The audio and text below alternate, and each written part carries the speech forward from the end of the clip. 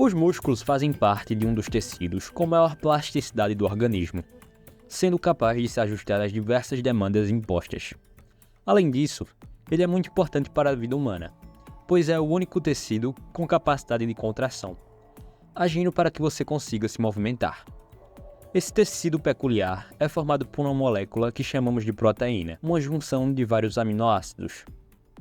No vídeo de hoje, entenderemos como ocorre todo o processo para que esse tecido aumente de tamanho, ou seja, hipertrofie. Falaremos de todo o processo, desde o treinamento até a produção de novas proteínas pelos ribossomos celulares e, ao final desse vídeo, você será capaz de entender sobre a memória muscular e o porquê é mais fácil voltar a ter músculos quando você para de treinar por um tempo do que ganhar músculos quando você começou a treinar pela primeira vez. A princípio, há uma regra básica que envolve o aumento da quantidade de músculos, o balanço de nitrogênio positivo. O nosso corpo está sempre se regenerando e renovando as células. Ele elimina células velhas e produz células novas.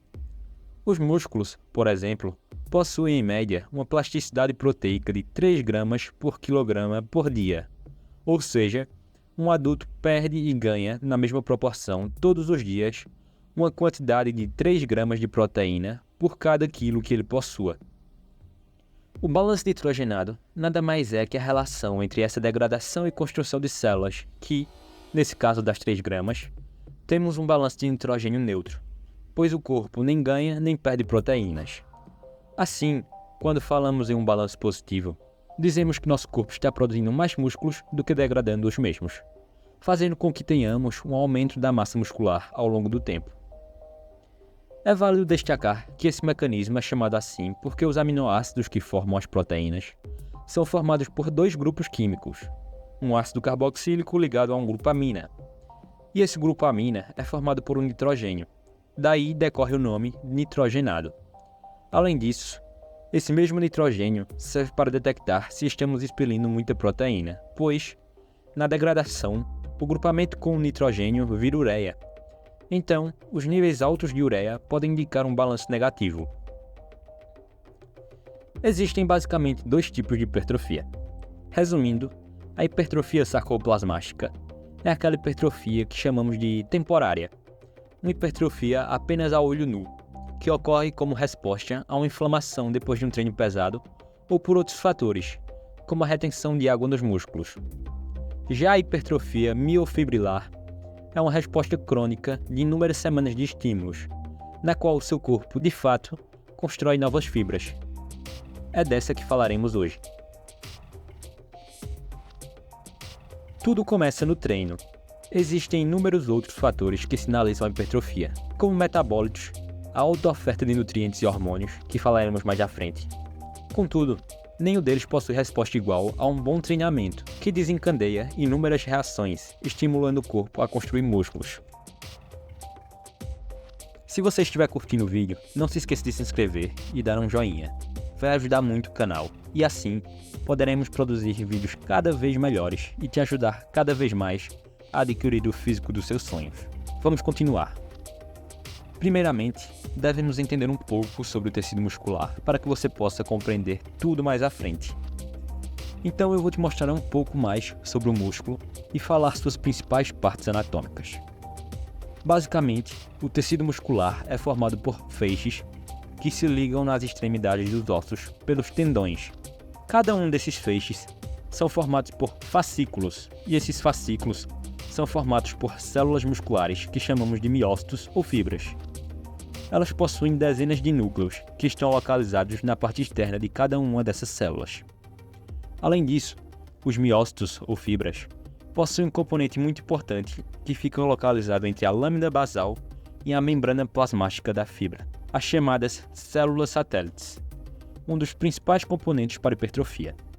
Elas são basicamente células-tronco, células miogênicas precursoras, que são responsáveis por dar origem a outros tipos de células.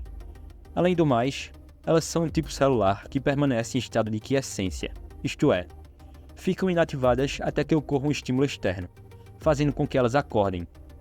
Mais à frente, entenderemos como elas atuam. Agora que já vimos mais de cada estrutura muscular, Vamos entender o processo de hipertrofia por trás de todo esse amontoado de proteína. Quando você pratica aquela sessão pesada de treinamento, o seu músculo acaba sofrendo algumas lesões e parte das fibras musculares acabam até se rompendo. Após minutos ou horas após o estímulo, o seu corpo envia alguns agentes do seu sistema imune para limpar a sujeira formada por inúmeras células mortas ou danificadas. Macrófagos e neutrófilos se deslocam até o local da inflamação para fazer essa limpeza. Essas células do sistema imunológico são basicamente a chave para o início do processo hipertrófico. Sabe aquele vizinho chato do fim de semana que liga o som às 6 da manhã? Ou sequer desligou ele no dia passado e acaba te acordando? Pois bem, é o que acontece aqui. Os macrófagos e neutrófilos sinalizam para as células satélites, aquelas que estavam dormindo próximo da membrana plasmática, e fazem com que elas acordem e entrem em ativação. Assim, começa o processo de produção proteica. Vamos ver mais a fundo como funciona esse processo dentro da célula. É no seu DNA que fica armazenada toda a informação de como você será. Sua pele, seu cabelo, seus olhos, até mesmo seus pelos. Logo, não ocorre diferente com suas proteínas. Toda a informação para a produção de proteínas fica armazenada no seu DNA, que fica dentro do núcleo celular. E ele é como um pedacinho precioso da sua célula, que não pode sair do núcleo. Então, a sua célula envia uma espécie de mensageiro, o mRNA, chamado de RNA mensageiro, que vai até o seu DNA, abre a dupla hélice dessa molécula e copia toda a informação contida em um gene, que é um pedaço específico da dupla fita do DNA, que carrega uma sequência exata de ácidos nucleicos, citosina, guanina, adenina e timina. A partir dessa sequência de ácidos nucleicos, o seu RNA pode fazer uma cópia dessa informação, completando seu conteúdo com os pares homólogos desse gene. Ou seja, onde tem guanina, o seu RNA copia uma molécula de citosina, que é o seu par homólogo, e onde tem timina, ele põe adenina. Esse processo é chamado de transcrição. Vale destacar que o RNA mensageiro não possui molécula de timina, a qual ele substitui por outra molécula, chamada de uracila. Após isso, o RNA mensageiro sai do núcleo celular e vai até o ribossomo, que é a organela produtora de proteínas. Lá, ele passa todas essas informações para o ribossomo.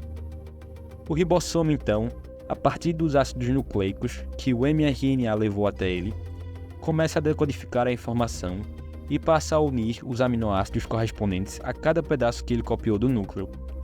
Então, é aí que as proteínas começam a se formar. Essa parte do processo se chama tradução. Agora, voltando um pouco, depois que as células satélites começam a produzir proteínas, elas já são capazes de se dividir e, após essa divisão, começam a se transformar em mioblastos, células musculares jovens. Uma parte desses mioblastos ficam maduros e viram miócitos. A outra entra novamente em estado de quiescência. Mais à frente veremos a importância dessas células que voltam a dormir. Mas, enquanto isso, a parte que conseguiu amadurecer entra no músculo e preenche o local lesionado com um volume celular um pouco maior do que tinha antes. Assim, ocorre a hipertrofia. Após virmos tudo isso, sei que a hipertrofia parece não ser um processo tão fácil. Pelo contrário, é algo muito complexo, mas o seu corpo é 20 vezes mais complexo e inteligente, fazendo todo esse processo em várias células ao mesmo tempo, sem que nem mesmo você perceba o que ocorre. Vamos falar um pouco agora da memória muscular. Eu já te expliquei tudo de como ela ocorre, mas aposto que você nem percebeu. Pois é. Lembra quando as células satélites se dividem e uma parte volta a ficar inativa? É aí que seu corpo cria a memória muscular. Essas células satélites que voltam a ficar inativas agora estão em maior número. Existe bem mais do que antes. Então, quando você para de treinar por um tempo, seu músculo de fato começa a diminuir. Entretanto, quando você volta para a academia, mesmo possuindo menos massa muscular, todas aquelas células satélites que seu corpo produziu ainda estão lá, só aguardando o vizinho barulhento ligar o som. Assim, quando todo o processo se repete mais uma vez e os neutrófilos macrófagos chegam nas células, basicamente todas as suas células satélites vão se ativar. Só que agora elas estão em um número bem maior. são apenas algumas dezenas ou centenas a mais, o que faz com que seu corpo produza bem mais proteínas, dando uma resposta ao seu físico bem mais rápida do que antes. Incrível, né? Aposto que você nem sabia de tudo isso. Vamos nos aprofundar agora em outros assuntos que também ajudam na hipertrofia. Vamos começar entendendo por que descansar bem é importante para que você tenha bons resultados. Bom, é simples. Essa vai ser a parte mais fácil da aula de hoje. Você precisa descansar porque esse processo de hipertrofia é algo que demora para acontecer. E as células precisam de um tempo livre de estresses para conseguirem fazer tudo isso que falamos com eficiência. Então, se você treina excessivamente, pode estar prejudicando o seu ganho muscular. Se você é daquelas pessoas que treinam 8 dias na semana, cuidado! Muito provavelmente você pode estar deixando de ter resultados, porque as suas células não têm tempo bastante para recuperarem seu músculo, ou às vezes até recuperam, mas elas não conseguem produzir nada a mais, apenas o suficiente para que ele se regenere, deixando o balanço de nitrogênio neutro, pois você não dá tempo suficiente para isso. Toda vez que elas tentam aumentar seu músculo, ocorre uma nova agressão, e elas voltam para a estaca zero, tentando agora reparar os danos causados novamente. É quase como enxugar gelo. Outra parte importante da hipertrofia é o suco, mas não aquele de caixinha. Os hormônios são um fator importantíssimo na hipertrofia. Tudo isso porque eles estimulam a fabricação de proteínas. Hormônios como GH, testosterona e outros estimulam suas células a sintetizar um número bem maior de proteínas. Quando isso ocorre, as células satélites conseguem se multiplicar bem mais, e o resto acho que você já sacou. Se tem mais proteínas, tem mais células. Se tem mais células, tem mais músculos. Além do mais, os esteroides anabolizantes te dão inúmeros outros efeitos, como maior disposição para treinar. E, se você consegue treinar melhor, terá melhores resultados. Mas são inúmeros os efeitos dos anabolizantes. Fica para outro vídeo discutirmos isso melhor. Vamos ver como a alimentação auxilia na produção de proteínas. Quando ingerimos uma quantidade adequada ou até alta de nutrientes, o nosso metabolismo entende que temos moléculas sobrando, principalmente quando ingerimos proteínas. Pois, como eu mostrei, o corpo produz as proteínas do seu músculo a partir dos aminoácidos vindos das outras proteínas que ingerimos. Então, se você consome muitas proteínas, isso acaba sendo um fator que estimula o aumento da produção proteica e a proliferação das células satélites, pois seu corpo entende que não há risco de faltar nutriente para outras funções, se ele utilizar alguns aminoácidos para construir novas proteínas. Assim, suas células têm maior liberdade para gastar o que for necessário para te deixar mais musculoso ou musculosa. Mas claro, não adianta comer só proteína, né? Você precisa de outros nutrientes para algumas outras funções, como respirar, como contrair o músculo e etc. Por exemplo, se você deixa de comer gorduras, seu metabolismo terá dificuldade de produzir hormônios, como a própria testosterona. Sua libido vai cair e você ficará muito desanimado. Então, de que adianta só comer proteínas, se você não consegue nem se manter em pé para treinar, não é mesmo? Meu conselho é que você procure um nutricionista. Com certeza ele poderá te ajudar. Por fim, podemos dizer que a musculação pode ser um esporte não tão justo. Isso porque a genética é um dos fatores preponderantes nessa modalidade. Vamos analisar tudo o que falamos para você entender melhor como a genética está presente em todos os componentes que falamos. Para começar, quando você nasce e se desenvolve, seu corpo vai se formando e sua estrutura óssea se maturando. Se você possui ossos finos e quebradiços, essa é a sua primeira dificuldade para a hipertrofia. Seu corpo pode entender que você não tem muita estrutura para ficar muito pesado. Depois, quando falamos da produção de proteínas, há pessoas que vão ter um número bem maior de ribossomos, permitindo maior síntese. Os hormônios também podem ser outro fator genético. Nós vimos os efeitos dos hormônios e entendemos que eles sinalizam para que as células satélites produzam mais proteínas. E falamos dos esteroides anabolizantes. Mas, como você deve saber, a farmácia não é o único jeito de conseguir hormônios. O nosso corpo também produz, às vezes em níveis menores do que os anabolizantes podem proporcionar. Só que quando comparamos pessoas naturais, aquela que produz mais hormônios de fato terá mais vantagem.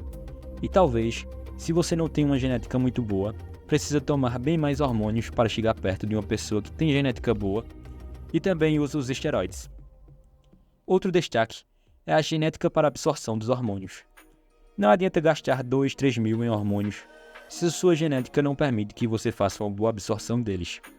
É quase como jogar dinheiro fora.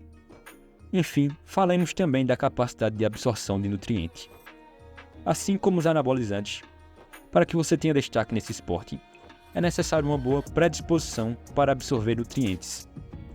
Do mesmo jeito que os hormônios, toda aquela proteína que você come, só parte dela será absorvida, a parte que seu corpo consegue. Do contrário, todo o resto será jogado fora.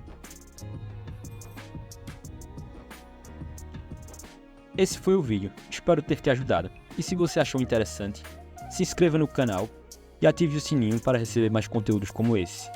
Vou deixar 2 recomendações de vídeos aqui para você. Até a próxima!